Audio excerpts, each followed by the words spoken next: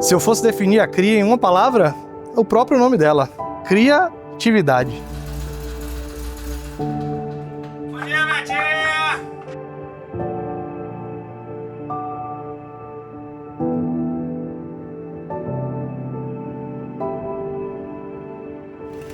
Se eu falar que eu nunca pensei em desistir, eu vou estar mentindo. Eu acho que já tiveram alguns momentos, mas principalmente quando a cria começou a crescer, né? De uma forma que você meio que sai do papel só de criativo, digamos assim, né? Da pessoa que está ali, sabe, fazendo um serviço como a gente começou, ou criando um produto autoral, e começa a ter uma proporção que você passa a ter que enxergar gestão, né? Tipo, todos os setores da cria, financeiro, e são coisas que, no final das contas, a gente não tem formação, infelizmente, né? A gente sai com, pô, eu sou arquiteto de formação, então assim, a gente aprende realmente projeto, a gente não aprende a gerenciar um negócio. O que ninguém vê quando olha para criar hoje, realmente eu acho que são mais as dificuldades, né? Que é algo que a gente acaba não mostrando, a dificuldade desde de empreender, a dificuldade desde realmente criar uma indústria do zero, né? Você conseguir materializar tudo aquilo que você desenha não é uma coisa fácil. Você lidar com profissionais, junto com eles, poder executar tudo aquilo que você imagina, e conhecimento em materiais, né? Cada tipo de material tem sua especificidade. Então, todo esse conhecimento que a gente adquiriu ao longo dos 10 anos faz com que hoje a gente consiga realmente entregar um produto de uma qualidade muito alta, né? Mas falar sobre erro é complicado. Errar, a gente erra sempre. O importante é a gente buscar acertar sempre e melhorar a cada dia. O lado mais desafiador da produção, eu acho que é essa questão da gente realmente ter duas vertentes, né? Que é a parte do serviço e a parte do design autoral. E isso está dentro de uma fábrica só, e fazer com que eles andem juntos e que esse fluxo seja realmente que ele flua, né? Para que no final as entregas elas sejam no prazo, para que a qualidade do produto, a qualidade do serviço que a gente está executando também esteja no padrão que o cliente espera. Então acho que o desafio maior é esse. Todo o nosso processo, apesar de hoje a gente estar se industrializando um pouco mais, é praticamente muito manual. Então toda a parte de selagem é manual, lixar é manual, e a parte de serralheria também. Então, uma peça feita aqui é uma peça que passa pelas mãos de pessoas. E esse processo leva tempo. A gente não bota dentro de uma máquina e ela sai pronta. Então, esse processo é o que faz esse tempo existir e é o que é a nossa cara. Eu não vou entrar no mérito de uma peça boa, porque assim, é difícil. O mercado hoje ele é muito grande para essa parte de design de produto, né? Design imobiliário. Mas eu acho que o grande diferencial do mobiliário da cria, ele vai muito para essa questão mais funcional e de ter tido a experiência de ter começado com serviço e ter visto as dificuldades que é para você produzir, né? E ao mesmo tempo da gente sempre querer algo que seja funcional para a pessoa. Então, assim, muito além do que a gente faz, que, pô, óbvio que tem que ser bonito o produto e tudo mais, mas hoje em dia o cliente ele não compra só essa coisa, principalmente para quem compra o produto autoral, né? Ele não compra só essa coisa estética, né? Ele compra toda essa narrativa, toda essa história. Não é só um produto que vai estar ali bonito, decorativo, né? Tem produtos assim hoje no mercado que você coloca ali, você vê que não é tão funcional, mas é muito bonito. Então, acho que um dos grandes diferenciais nosso é ter o design, mas sem perder essa funcionalidade do produto. Nossos produtos são feitos manualmente. Então, nós executamos com carinho e dedicação. Cada peça passa por mãos experientes e que se dedicam àquela tarefa ali, seja no lixar, no selar a peça, no cortar. Nós temos até tentado iniciar um processo de industrialização com algum maquinário e tal, mas o resultado final nunca depende 100% da máquina, sempre passa pelas mãos das pessoas que trabalham. Bom, você comprar um móvel comum, acho que todo mundo vai ter um móvel comum em casa, mas de fato você tem uma peça autoral, né, da cria, você leva para sua casa a identidade da Bahia, né? A identidade da nossa cultura, tudo que a gente mostra de lifestyle nosso, todo o nosso traço, um design elegante.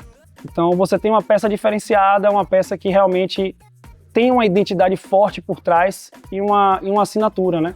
Então você nunca vai achar essa peça parecida em outro lugar, né? Então é uma peça que você vai ter aí como arte mesmo na sua casa, e é isso que a gente pensa da peça mesmo, quando a gente cria, de fazer uma peça com que a gente olhe, remeta realmente à nossa cultura, remeta toda a nossa vivência em Salvador, e vivência de vida também, porque muitas vezes as nossas peças, elas trazem a nossa identidade baiana, mas traz também o nosso conhecimento, traz o traço de cada um.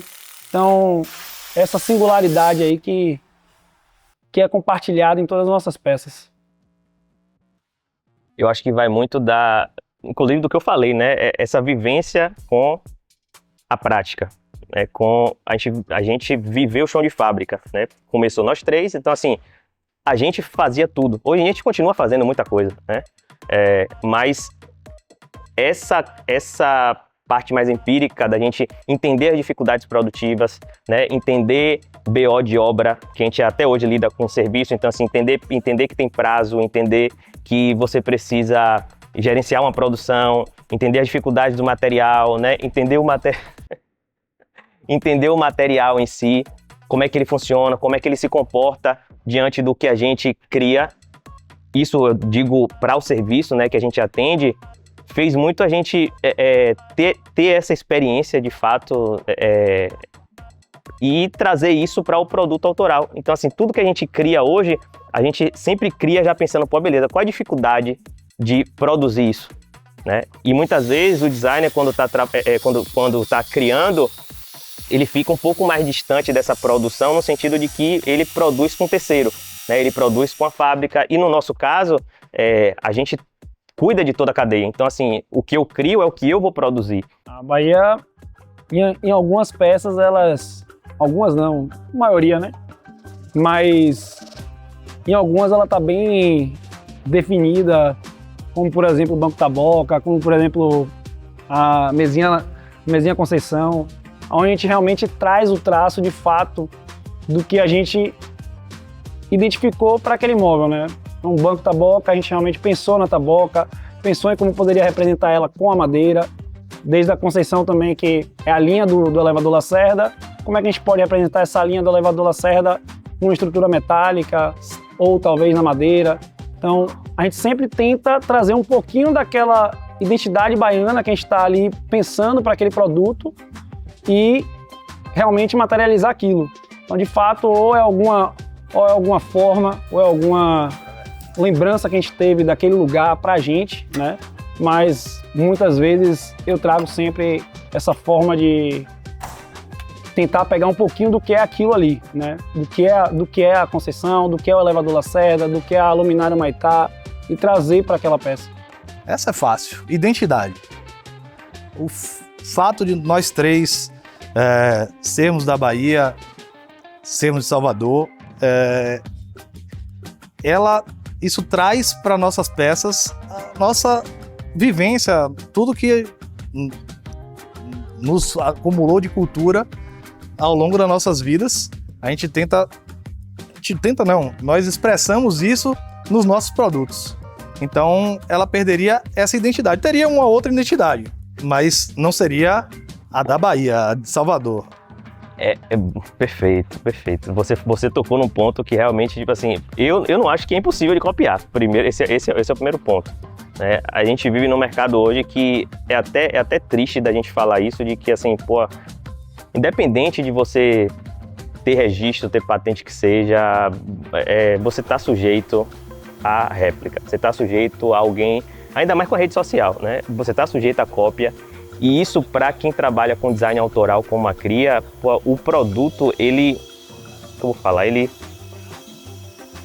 perde todo o lastro cultural que você colocou no produto quando você está criando o produto autoral, tá ligado? Então, assim, aí vem fulaninho e pega aquilo ali na internet que viu e replica com material diferente, né, com qualidade diferente, produtiva, vende por 1/3 do valor que você tá vendendo, sabe?